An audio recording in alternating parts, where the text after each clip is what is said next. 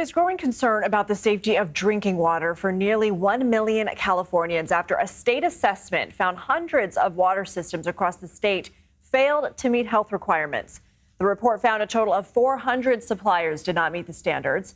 Two-thirds of those suppliers were in communities of color. While more than 700,000 people are living in areas where the water system has already failed, nearly 2 million more California residents are getting their drinking water from systems that are on the verge of failing. Let's bring in Rachel Becker. She's a water reporter at CalMatters, which covers California news and recently wrote about this report. So what's wrong with the systems not meeting state requirements and what's being done about it? Yeah, so this comes from an annual assessment from California's water regulators at the State Water Resources Control Board. And they found that as of January 1st, almost 400 water systems serving nearly 1 million Californians didn't meet state requirements for safe and reliable drinking water supplies. The report also found that about 144,000 household wells were threatened by encroaching contaminants and shortages. Now, being on the failing list doesn't necessarily mean that a water system is serving contaminated water to customers, although in many cases it could. Some systems are on the list for violating drinking water standards, for dangerous chemicals and bacteria, or things that can impact taste or odor. They could also be on the list because they don't have enough supply, meaning they rely on bottled water to distribute to customers, or they fail to meet treatment, monitoring, or other requirements. So we talked about communities of color being disproportionately affected. Many of these areas highlighted are also dealing with pollution and poverty on top of that. Can you speak to this issue and what needs to be done? Yeah, the report found that more than two-thirds of these failing water systems serve communities of color. More than half are already in places considered disadvantaged, struggling with poverty and pollution. And really, the safe drinking water advocates I talked to said that funding is really key.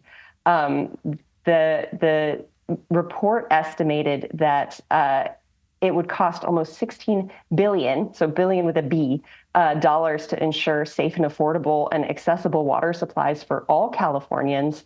And the state estimates it can only cover about $2 billion of that with grants right now, meaning that unless something changes, small, struggling water systems, communities, families, households, many among the least able to shoulder that kind of expense, are going to be the ones picking up the tab.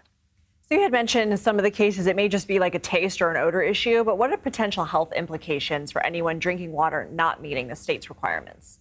Yeah, so there are clear health impacts of water shortages, for instance, especially in the heat.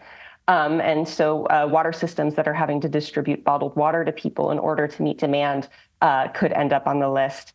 Statewide, the top contaminants that put water systems on the failing list were arsenic, 1,2,3-trichloropropane, which is an industrial chemical, and nitrates. And all of them have been linked to cancers.